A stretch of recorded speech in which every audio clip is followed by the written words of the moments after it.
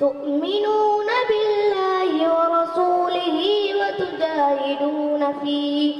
وتجاهدون في سبيل الله بأموالكم وأنفسكم ذلكم خير لكم إن كنتم تعلمون يغفر لكم ذنوبكم ويدخلكم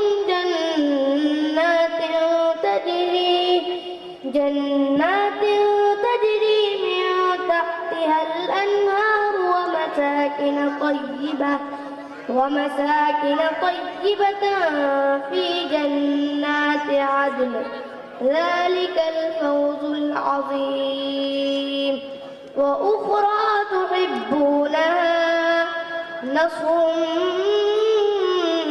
من الله وفتح قريب وبشر المؤمنين يا أيها الذين آمنوا كونوا أنصار الله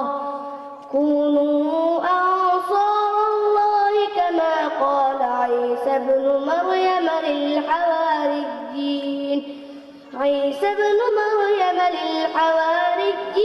من أنصاري إلى الله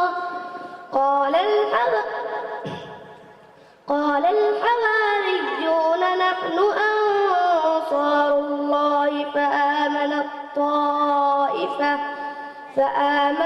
طائفة من بني إسرائيل وكفرت طائفة فأيدنا الذين آمنوا على عدوهم فأصبحوا ظاهرين صدق الله العظيم. ما شاء الله. السلام عليكم ورحمة الله وبركاته.